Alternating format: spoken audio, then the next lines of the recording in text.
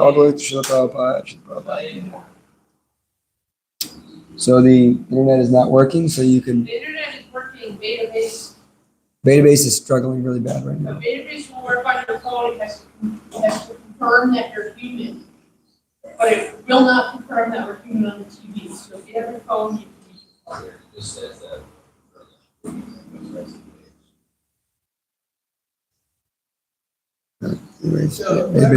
Database is in big Running trouble. database, and that's stuff. Database is in big trouble.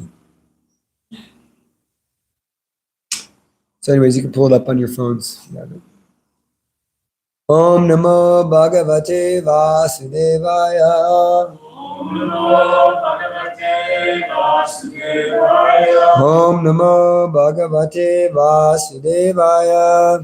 Om Namo Bhagavate Vasudevaya. Om Namo Bhagavate Vasudevaya. Om Namo Bhagavate Vasudevaya. O Shri Krishna, son of Vasudev, O Supreme Personality of Godhead, I offer my respectful obeisances unto you. Nasta Preshu Abhadreshu Nityam Bhagavata Sevaya Bhagavate Uttama Shloke Bhaktir Bhavati Naishtiki Narayanam Namaskrita Naram Chaiva Narotamam Devyam Sarasvatim Vyasam Tatojayam Mudirayat. Reading from Srimad Bhagavatam, Canto 4, Purti Maharaj going back to Godhead, Chapter 23, text number 34. Everybody have some access?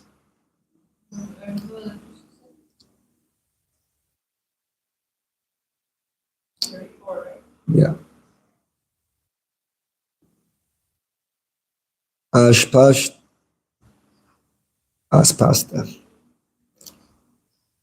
Aspashta kirtisu yasha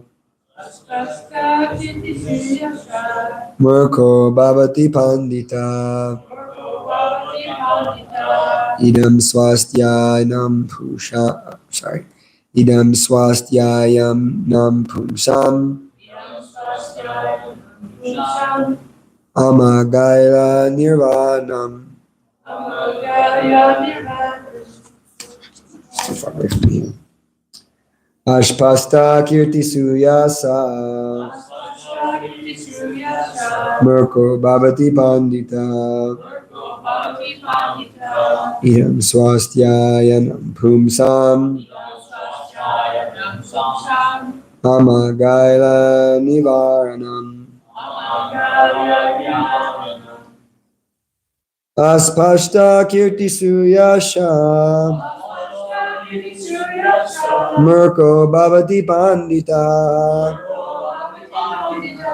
Idam swastyayanam pumsam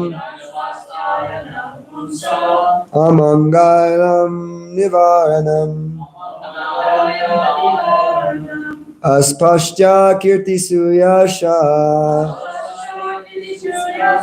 Murko bhavati pandita Idam swastyayanam pumsam Amangalya nivaranam.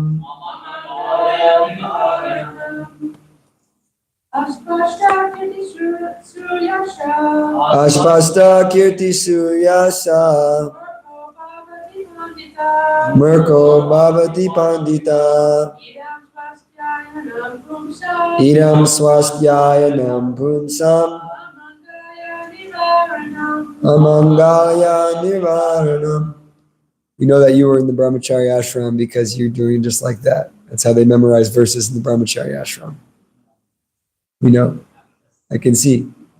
That's the proper way to memorize verses. So you can hear and speak. That's how they do in Mayapur.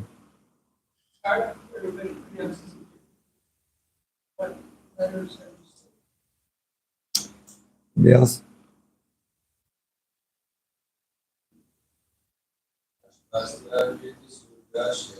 Ashpashta kirti suyasa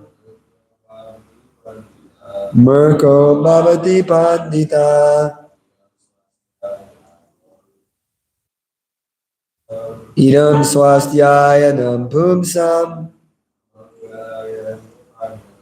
amangalyam nivaranam. Word for word. Ashpashta kirti, Ashpashta kirti, unmanifested reputation. unmanifested reputation. Suyasha, Suyasha, very famous. very famous. Murka, Murka, illiterate. Bhavati, bhavati, becomes. becomes. Pandita, Pandita, learned. learned. Idam, Idam, this. this. Swastyayanam, Swastyayanam, auspiciousness. auspiciousness. Pumsam, Pumsam, of the men. of the men. Amangalya, Amangalya, inauspiciousness. inauspiciousness. Nivaranam, Nivaranam, prohibiting. Translation. Also, one who hears this narration 3 times will become very reputable if he is not recognized in society, and he will become a great scholar if he is illiterate. In other words, hearing the narration of Prithu Maharaj is so auspicious that it drives away all bad luck. Please repeat. Also, one who hears this narration 3 times one who hears this narration 3 times will become very reputable become very reputable. if he is not recognized in society, He is not recognized in society. and he will become a great scholar if he is illiterate.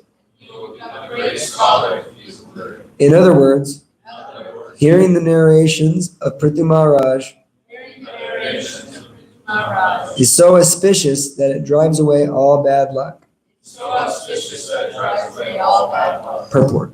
In the material world, everyone wants some profit, some adoration, and some reputation. By associating in different ways with the Supreme Personality of Godhead or his devotee, one can very easily become opulent in every respect, even if one is known or recognized by even if one is not known or recognized by society. He becomes very famous and important if he takes to devotional service and preaching. As far as education is concerned, one can become recognized in society as a great learned scholar simply by hearing Srimad Bhagavatam and Bhagavad Gita, wherein the pastimes of the Lord and his devotees are described.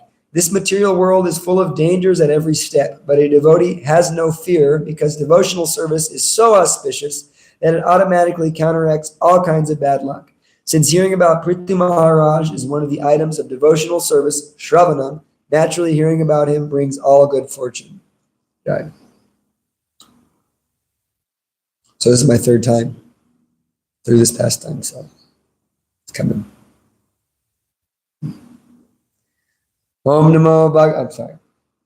Om Jnanatamurandhyasya Gyananjana Shalakaya Chakshur Militam Jena Tasmai Sri Guruve Namah Shri Chaitanya Manobhistam Stapitam Yena Bhutale Swayam Rupa Kadamayam Dadati Swapadantikam Vandeyam Shri Guru Shri Yuta Padakamalam Shri Gurun Vaishnavamscha Shri Rupam Sagajatam Sagana Raghunathan Vitam Tam Sajivam Sadvaitam Savadutam Parijana Saitam Krishna Chaitanya Devam Shri Radha Krishna Padan Sagana Lalita Shri Vishakan Vitamscha Hey Krishna Karuna Sindhu Dinabandhu Jagatpate Gopesha Gopika Kanta Radha Kanta Namostate Tapta Kanchana Gaurangi Radhe Vrindavanishvare Vishubhana Shuti Devi Pranamami Hari Priye Vancha kalpatarobhyascha kripa sindhubhyevacha patitanam pavanebhyo vaishnavebhyo namo namah namaste girirajaya shri govardhana namane sheshaklesha nashaya parmanandadayine jai shri krishna chaitanya prabhu nityananda shri advaita gadadhar shri vasari gaura bhakta vrinda hare krishna krishna krishna hare hare hare rama rama rama hare hare.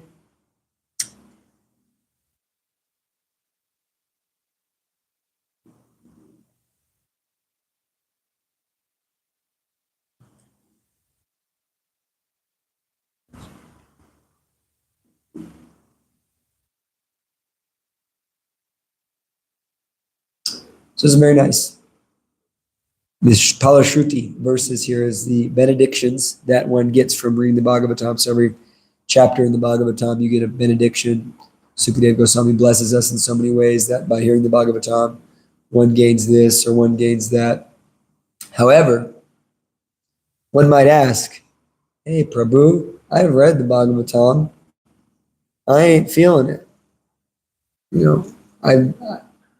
One can sometimes experience that in various aspects of devotional service. They say if you chant the holy name one time, one is to experience liberation. Well, where's my liberation? Where are these boons that one is supposed to be getting from hearing the holy name, from seeing the deities, from taking Charnamrita, from associating with the devotees? There's supposed to be so many auspicious results, and one can say, I'm not necessarily experiencing those auspicious results.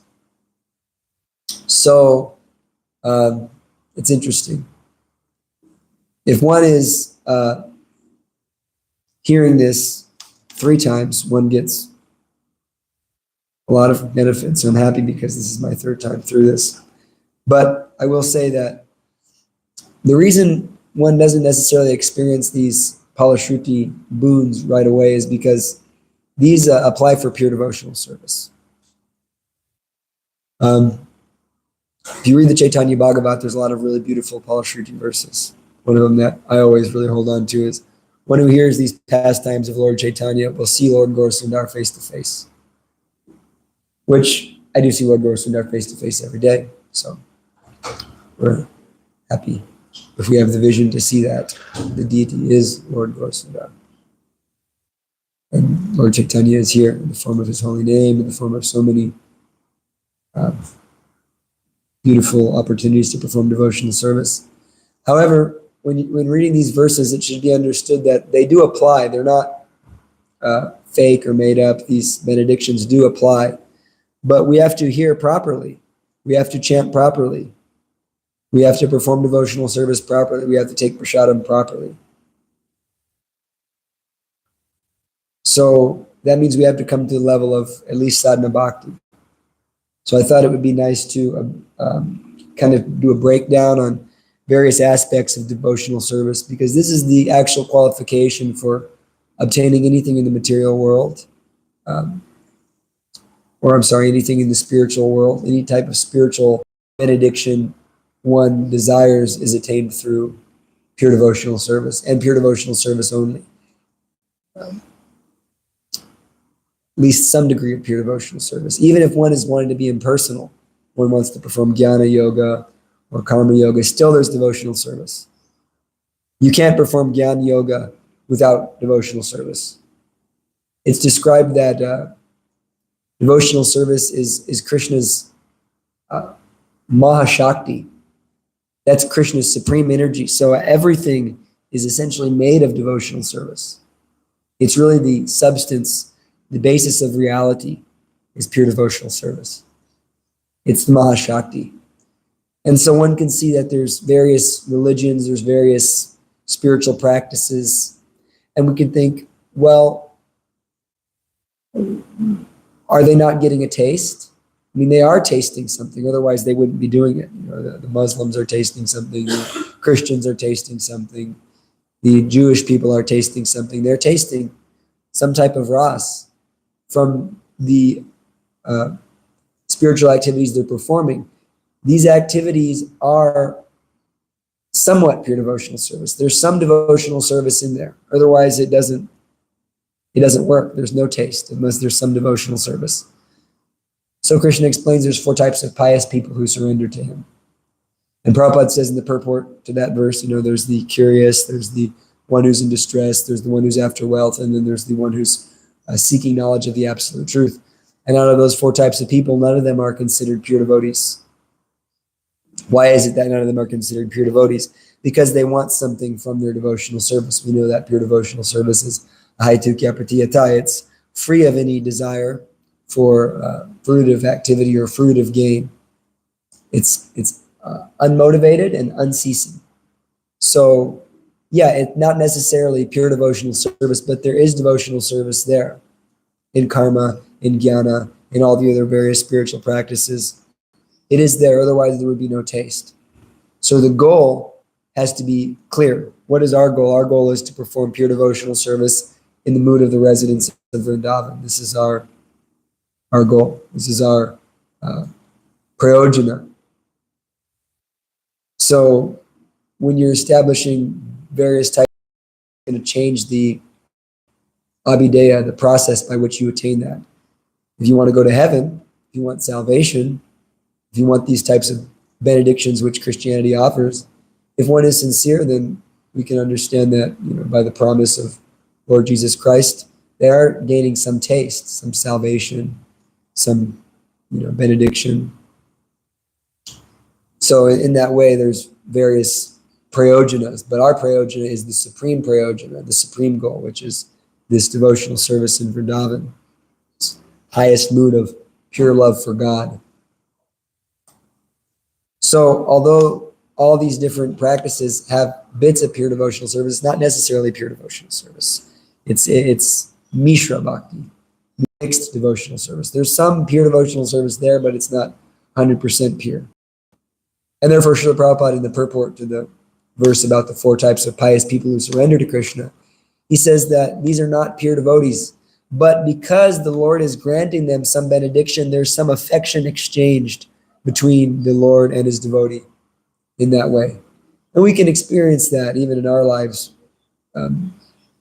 If we've ever prayed to God, maybe before we were devotees, if we ever prayed to God and we felt God answered our prayers, we feel some affection for God. There's some affection that's there between the Lord and his devotee, even though it's not pure service. Srila Prabhupada explains that. So there's different types of mixed devotional service. There's Jnana Mishra Bhakti, which is pure devotional service mixed with Jnana. There's Karma Mishra Bhakti, which is pure devotional service mixed with Karma. And there's Yoga Mishra Bhakti. There's pure devotional service mixed with Yoga. But we're not after any of those. We're after Shuddha Bhakti. And hearing, chanting, remembering these activities of pure devotional service, they are to be done in the consciousness of a pure devotee. Therefore, in order to really taste these benedictions, one should do them in a pure way. So we're hearing that all auspiciousness is bestowed away, is bestowed upon a person who hears this pastime. So we can understand from the Bhakti Rasamrita Sindhu that pure devotional service has 6 symptoms. There's 6 effects of pure devotional service. When one does pure devotional service in different stages. So there's these 3 stages of pure devotional service. There's sadhana bhakti, there's bhava bhakti, and there's prema bhakti. That's broken down in the Bhakti Rasamrita Sindhu. So at the first stage of pure devotional service, one develops kleshagni. So if you can perform sadhana bhakti perfectly, if you can actually perform this sadhana bhakti in the correct way, you should experience kleshagni. It provides relief from all material distresses. So there's so many distresses in this material world, but if one performs in the proper consciousness, one develops pure relief from all these distresses. And also shubhadha, one attains all auspiciousness. So all auspiciousness is bestowed upon a person who can practice sadhana bhakti to the proper degree. So if you actually practice sadhana bhakti, then all auspiciousness is bestowed upon you. The question is, have we even come to the stage of practicing sadhana bhakti properly, purely? So if someone simply follows the instructions of the spiritual master very nicely, chants rounds very nicely, reads the Srimad Bhagavatam, doesn't get into nonsense, if someone is simply very steady in performing sadhana bhakti, then already, just from that, they've not necessarily developed pure love for God in their heart, but all auspiciousness is bestowed upon them. Therefore, all these boons, all these wonderful benedictions, they're available for someone who's hearing sincerely. And there's that story about Gauranga, which is in the Padma Purana, but actually people say that it's not really in the Padma Purana, that it was added in later. But devotees always talk about it. Have you heard that story, Mother Sundamani? Gauranga? It's about there was a devotee, and he was like, when this one boy was born, I don't know all the details. He was born and he had like cow ears. And his brother was like really evil because there was some type of yagya done, and then they mixed the fruits, and the brother was born extremely inauspicious, and he was just like a killer. He was like a King Vena, and so they he died, and then his ghost came to this Gokarna and said, please help me, I need to be relieved from my suffering. I'm suffering in a ghostly body. And so they arranged to hear the Srimad Bhagavatam for his benefit, and he was there in the ghostly form. And he went into some type of object. And then they were listening to Srimad Bhagavatam, and he became liberated just from hearing the Srimad Bhagavatam. And the other people there were asking, why is it he became liberated, but we're still here? And I think Narada Muni said, because of the intensity by which he was hearing. He was hearing Srimad Bhagavatam with so much intensity, with so much intent, that he was relieved. It's a really beautiful story, but I've heard different devotees say that it's not actually in the Padma Purana, but it was added in later. I don't know, but the point is clear enough that we have to hear with intensity. But so if we're actually going to perform sadhana bhakti nicely, if we actually do this process, we gain so much benedictions. We gain this kleshagni. There's no more material suffering for such a person. And shubhara, one is blessed with all auspiciousness. So all the auspiciousness that's available in hearing the Srimad Bhagavatam, for one who hears in the proper consciousness. Are we actually hearing? Or are our minds somewhere else? Are we somewhere in dreamland or some different place thinking about sense gratification? So to actually hear the Srimad Bhagavatam is an act of pure devotional service, but just like anything, there's different stages. We don't want to be in the aparad stage of hearing. Otherwise, how are we going to get the benefit of hearing? So the next stage of devotional service is bhava bhakti. And in the Bhakti Rasamrita Sindhu, Prabhupada, or in the Nectar of Devotion, Srila Prabhupada calls it devotional service in practice, devotional service in ecstatic love, and devotional service in pure love. It breaks it down. But this is the terms used in the Bhakti Rasamrita Sindhu are sadhana bhakti, bhava bhakti, and prema bhakti. So at the stage of bhava bhakti, one develops moksha lagu krita, which is derides the pleasure of liberation. So devotional service is beyond liberation. So if one comes to the stage of bhava in their devotional practice, then liberation is no longer valuable to them in any way, shape, or form, because the happiness they're experiencing in performing this devotional service is so much that it derides even the happiness of liberation. And then there's a sudurlabha. It is very rarely achieved. The devotional service is very rarely achieved, this level of devotional service. And so that can be kind of depressing for thinking, even Rupa Goswami is saying it is very achieved. But we should always have hope against hope that by the mercy of the devotees, by the mercy of Srila Prabhupada and our spiritual masters, we can achieve it. And Lord Chaitanya is giving it. It's very rarely achieved if you look at the scale of time. The fact that every day of Brahma, every 8 billion years, Lord Chaitanya appears. And so the rest of those 8 billion years, it's not really available. This bhakti in the mood of Vrindavan isn't available. Very, very rare. But in this time, Lord Chaitanya is giving it freely. Namo Mahavandanyaya Krishna Prem Pradayate. Lord Chaitanya has come one time in the day of Brahma after Krishna, in the Kali Yuga after Krishna appears. Lord Chaitanya appears to give this devotional service in the mood of Sri Vrindavan Dham. So all the souls that were coming before this Kali Yuga, all the souls that are coming after this Kali Yuga, we're not having the same opportunity that we're getting because we're here right after Lord Chaitanya. We're in Lord Chaitanya's golden age, and we're just receiving the mercy of Srila Prabhupada, because Lord Chaitanya is very dear, confidential servitor. So we should feel very grateful. Krishna himself says that out of thousands and thousands of men, hardly any of them are even interested in spiritual life. And out of those who achieve some spiritual perfection, hardly any of them know me. So we're getting the opportunity to know Krishna by Lord Chaitanya and Srila Prabhupada's mercy. So this is so powerful and so great that this devotional service derides the happiness of liberation, and it's rarely achieved. But because we're following strictly the instructions of Prema Bhakta, Srila Prabhupada, and in pursuance of the mission of Lord Chaitanya, we can achieve it. We should have full confidence in that. And the last two, which appear at the stage of Prema Bhakti, are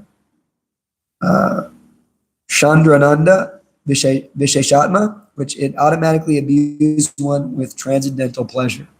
So the highest pleasure is attained by performing devotional service. One is imbued with the highest transcendental pleasure, and everybody's favorite is Sri Krishna Karshani. It's the only means to attract Krishna. So the Prema Bhakta, he's always filled with intense transcendental pleasure, and he can control Krishna. Just like Mother Yashoda is controlling Krishna by chasing him with a stick. Last night we were just talking about how much Krishna loves butter. Gurudev was talking about. He was saying how much he loves that picture where Krishna and Balaram are stealing the butter and Mother Yashoda is coming with a stick. And Krishna loves butter, but Krishna is doing these transcendental rasas with his devotees. And actually sometimes if the gopis would hide the butter where Krishna couldn't find it, Krishna would urinate on their floor. So this is a Raj. And we wonder why people think we're strange, As they say, one of those things. It's like the Bhagavad Gita is so attractive because it's this powerful transcendental philosophy that you cannot argue with. It's just bam. And you can't argue with it. It hooks you in. You're hooked. The Bhagavad Gita is so wonderful. And then you become attracted to Krishna. And then you accept Krishna as the Supreme Personality of Godhead because he spoke the Bhagavad Gita.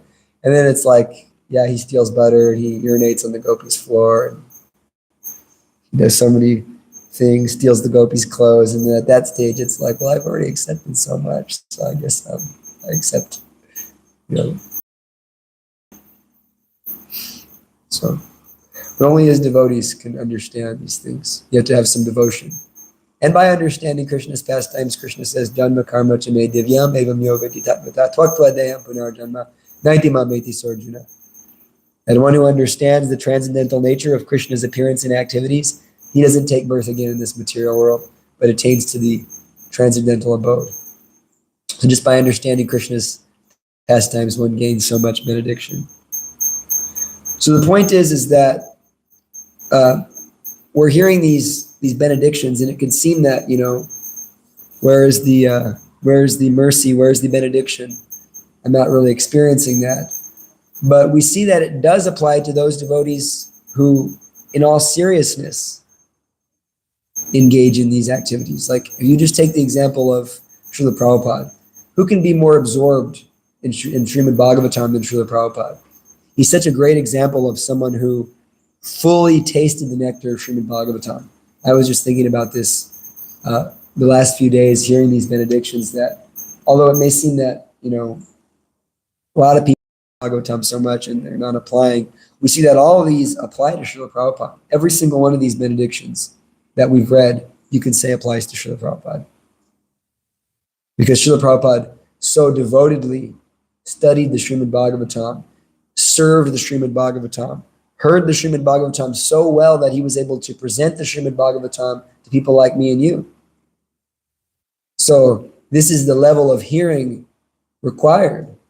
And of course, we can't imitate Srila Prabhupada, but we should follow in the footsteps of Srila Prabhupada by, hearing with so much intensity, with the same eagerness Srila Prabhupada had to give us Srimad Bhagavatam, we should hear. And Srila Prabhupada is a great example of someone who is so much to give than we are to receive. Srila Prabhupada burned, he spent his entire, last years of his life just fully dedicated to translating these books, writing commentaries. He slept 2 hours a day. He crossed the ocean to give us Srimad Bhagavatam. Yet, when it comes to Srimad Bhagavatam class, you say, Om Namo Bhagavate Vasudevaya, half the people in the temple just disappear, So, this is the kind of conditioned soul's consciousness that Srila Prabhupada was more eager to give us the Bhagavatam than we are to receive it. So, they do apply, but we have to hear with intensity. We have to come to the platform of actual sadhana bhakti, which means anyabhilashchita shunyam jnanam kamanyanavitam anukulyena krishnana shilanam bhakti utama. We have to perform our sadhana, our hearing, our chanting, our remembering, our deity worship. We have to perform it in pure devotional service. It's not that a sadhana bhakta can't be a pure devotee. Someone who walks in the very first day and actually starts chanting, starts worshiping the deity, reading these books, he's a pure devotee. He may not be at the same level of advancement as someone who's on the level of prema, but both are pure devotees, because one is following a pure devotee. Actually, both are following pure devotees, but one is more advanced in that following and has reaped the fruits, whereas one is just kind of unripe. But the same is there. If one follows the sadhana process strictly, then the goal will be achieved. There's no doubt about it. We should have that confidence. Utsahan nishchayan daryat, tat tat karma pavartanat. That we should have this confidence that because I'm following a pure devotee, I'll achieve the goal of prema bhakti. In that verse, Utsahan nishchayan daryat, the 6 favorable things for devotional service, the Prabhupada says, he translates it to one who does this will undoubtedly attain the goal of love of Krishna. He'll obtain that goal. So what is it? It's enthusiasm, confidence, and patience. We need to have patience. We're hearing these things and we're thinking, where's the bhav? Waiting for the bhav, but we have this patience that it will manifest. Bhaktivinoda Thakur explains the importance of patience in chanting japa. There's some people, they're too agitated to chant, so they just chant a few and they're not tasting. If you have patience and you chant with forbearance, then you do taste. Lord Chaitanya says, Trinata Pisani Chaina. I was just thinking about this yesterday. They think about the tolerant, like a tree part being, I got to tolerate insults and tolerate austerities and tolerate all these things. What about when you're tolerating your mind while chanting japa? So I can't chant my minds to this way. So you're not tolerating. Toleration means that we're continuing to chant, just moving back. There's so much tolerance that's required to chant 16 rounds nicely. And if you want to chant more, that also requires tolerance. Because after you finish your 16 rounds, the mind goes, okay, I'm finished. Then you decide I'm going to chant a 17th round, and the mind goes, come on, man. We finished this already. And so you got to tolerate all that desire to, wiggle around and not chant. The conditioned soul doesn't want to chant. The mind is so against and adverse to this chanting. But when we tolerate, then the mind gradually begins to become more focused. When I was in Mayapur, I chanted 64 rounds on one Ekadasi. And, those middle rounds are really, it's oh my God, this is so intense. But then after you get past a certain amount of rounds, then you start really tasting, wow, this is so nice. Keep chanting. And you're in the Holy Dham, so it's much easier. It's literally, it's 1,000 times easier to chant in the Holy Dham. But yeah, what I'm trying to say is we have to perform all of these activities in pure devotional service. So we can't chant our rounds with some desire for fruitive result. We can't hear the Srimad Bhagavatam for some desire for fruitive result. We can't offer, worship to the deities for some desire. All these things should be done out of pure love, or at least out of pure dedication to the Guru, pure dedication to the instructions of our spiritual master. In doing that, one gets the benefit. Mam chayo vyabhicharena bhakti yogena sevate gunan samati yaitan brahma bhuya yakalpate. That if you can just perform this devotional service unceasingly, that means just follow the process. Chant, read, work for Krishna, associate with devotees, take prasadam, do all the different activities of devotional service. If you just follow nicely, then sagunan samati yaitan, you go beyond the modes of material nature. So even a brand new bhakta on the first day, if they sincerely follow the instructions of the devotees, You see it. They become transcendental. They become effulgent almost immediately. You see sometimes someone who starts following nicely, they start chanting 16 rounds, they start taking prasadam, they start offering their food, they start having a desire to serve. You see, wow, they become very, very jubilant and effulgent immediately, just like Bhakti Curtis and Bhakti and Caitlin. They're nice examples. They've come, start following strictly, start trying their best to do devotional service immediately. It's like you can't tell that they're new devotees.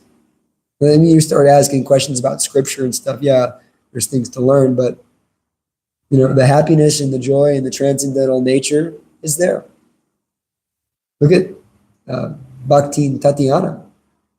So happy and eager to serve Krishna. It's just, bam, immediately all these effects of pure devotional service are there. You see you see this shubhada, this auspiciousness blesses someone immediately when they sincerely start practicing. They sincerely doing what they can in their ashram. It's there. And kleshagni, where's the misery? I'm happy all the time because I'm doing devotional service in pursuance of the great acharyas. So, yeah, it's a great meditation to think, because if you just listen to this Palashuti, one who hears this narration will become very reputable. So Srila Prabhupada is so reputable and recognized. He's considered a great scholar. There's no auspiciousness or bad luck in Srila Prabhupada. Anyone with great respect who hears this narration will become a father of many children. Srila Prabhupada had thousands and thousands of disciples. Even though Srila Prabhupada was a Swami, he became the richest man. I mean, it's really incredible. Srila Prabhupada was a renunciate with no money. He came to the United States with $8. Yet, because of his devotion to Srimad Bhagavatam, this all applies to him. Prabhupada had so much wealth. Prabhupada said, I have hundreds of palaces. So you see that any person who describes the characteristics of King Prithvi with faith and determination, whether he reads or hears of them himself or helps others to hear of them, is certain to attain the very planet where Maharaj Prithvi attained. In other words, such a person also returns home back to Vaikuntha, back to Godhead.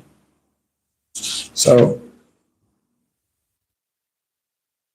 you can't find any of these benedictions that don't apply to Prabhupada.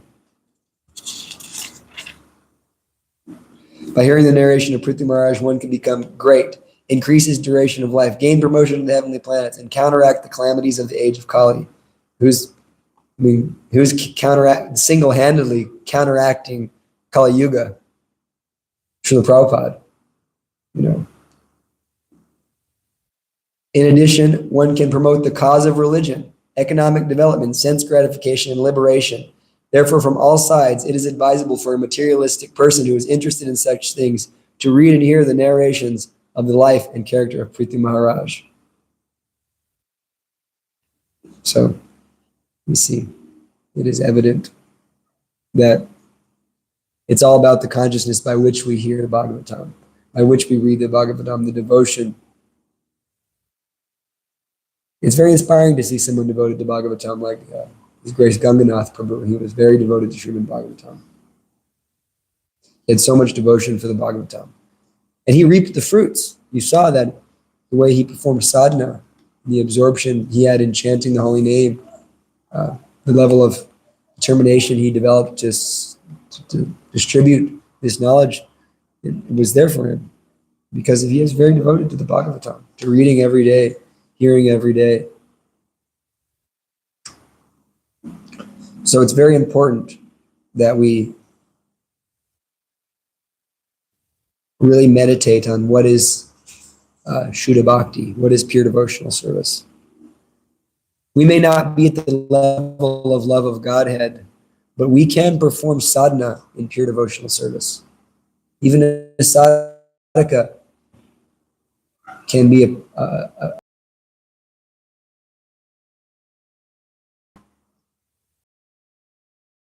but If we're just chanting our rounds to get them done, if we're just coming to class because that's the thing we should do, if we're just worshiping the deity because that's our service, if we're not doing it with utsahan, nishchayan, daryat, if we're not doing it with enthusiasm, if we're not dealing with the devotees in a way that's pleasing to Krishna, if we're not chanting japa in pursuance of being inoffensive, right? We can't do aparad. We want to do at least namabas. So if we're chanting nam aparad, how do we expect to gain any benefit?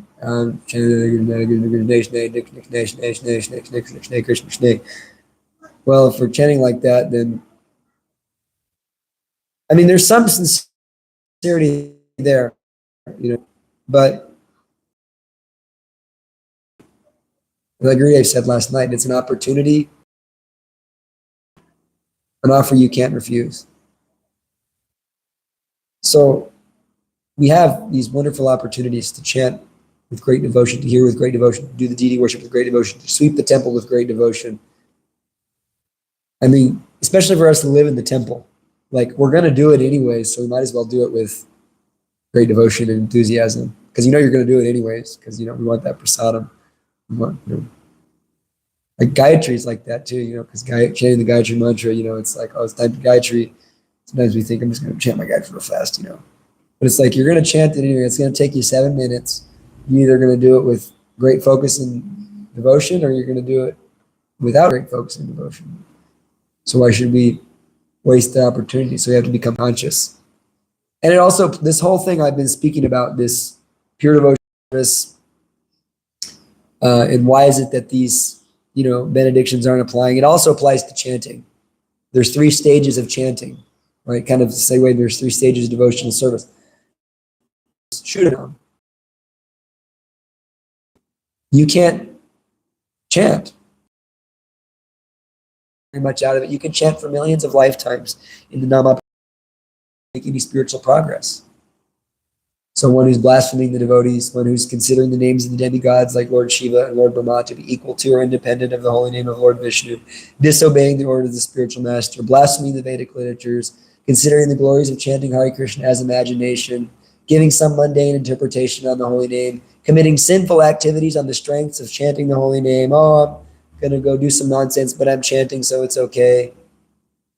Considering the glories of chanting Hare Krishna as one of the auspicious ritualistic activities offered in the Vedas as fruitive activity, karma kanda, to consider this chanting Hare Krishna just another thing we do, ritual, to instruct a faithless person about the glories of the holy name, which actually, just to clarify on that doesn't mean like going out on Harinam and asking people to chant. That's not the same thing. Specifically, that verse applies to initiating someone. That's what I read in this book, in the Vinod Thakur book. It specifically applies to initiating someone. And to not have complete faith in the chanting of the holy name and to maintain material attachments, even while I'm having all these instructions. So all these offenses, if we're on that stage, we can't really chant in the pure devotional way. And the base of all offense is this inattentive chanting, inattentive hearing and chanting. It's called madness, actually. The word for it in Sanskrit is equal to the word madness.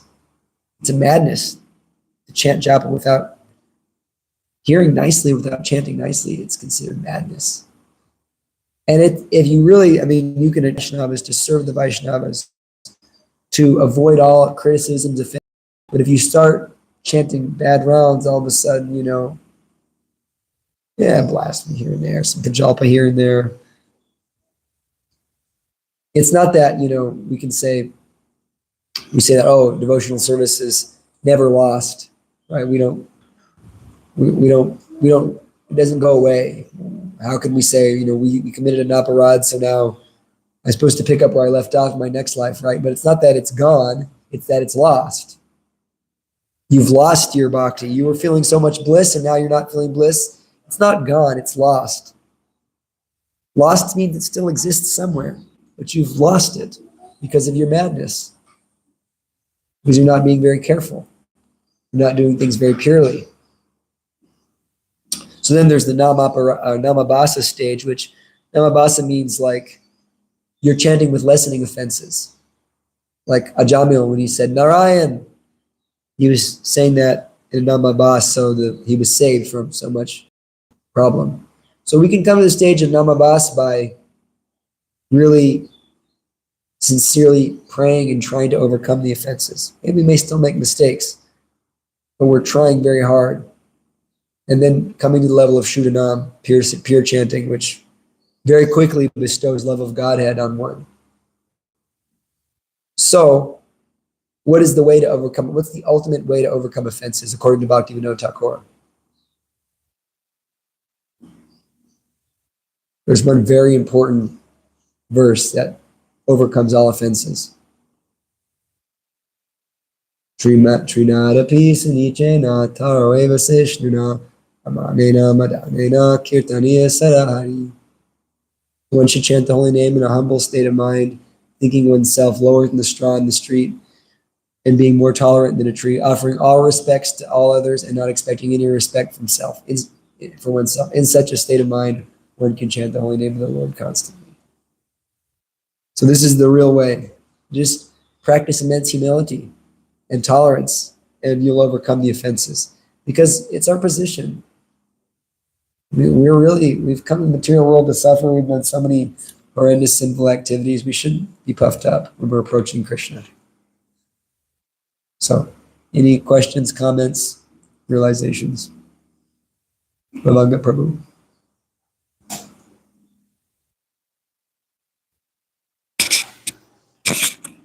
So just like there's devotional service in the modes, there's also reading in the modes. Yeah, So- we talked about that. Yeah. So yeah, I mean, if you're not attentive while you're reading, then it's kind of like in the mode of ignorance. If you're reading just to get it done, it's in the mode of passion. Yeah. Which, many people do. Oh, I want to read through the whole entire Bhagavatam, which is very good. I have that desire, but like if you're reading with the desire of, oh, I just want to read through this whole entire thing, it contaminates it a little bit. So proper reading is where you're trying to really, really understand and absorb the words, what's being said. And so anyway, so with this reading, with that type of reading, then you get faith. And you can also get, like you were mentioning, you can't get this without pure devotional service. Well, it kind of starts with faith. You have to have faith too that these things are going to happen. Yeah. And we get faith from proper association in the first place. So if you want to, you're not going to get any faith if you're just reading in the wrong consciousness, or if you're associating with the devotees in the wrong consciousness, or hearing Bhagavatam in the wrong consciousness. You're not going to develop a lot of faith. You develop faith by proper association. And so yeah, like for myself, I'm not the richest person in the world, but like I've gotten benefit from the Bhagavatam in the sense that it's keeping me going, it's keeping me somewhat off the bodily platform so I can keep going. Because when the body starts to break down, it gets hard. When you're suffering, when you're in pain, it's difficult. But by hearing Srimad Bhagavatam, it connects you, like it's with who you are as Krishna's servant. And so therefore you get bliss from that. And so you're able to kind of keep going. So you're like, okay, if I'm getting this result from reading Srimad Bhagavatam, everything else will come. Yeah. I do a lot of different services, and I've started to realize what my favorite service is. And like, it's kind of like profound. But setting up the camera every day for the Bhagavatam class, it's like Nityam Bhagavata Sevaya. I'm so grateful for that service. Just to set up the camera and to do the service to help produce the Srimad Bhagavatam class every day. It's like, what an amazing benediction.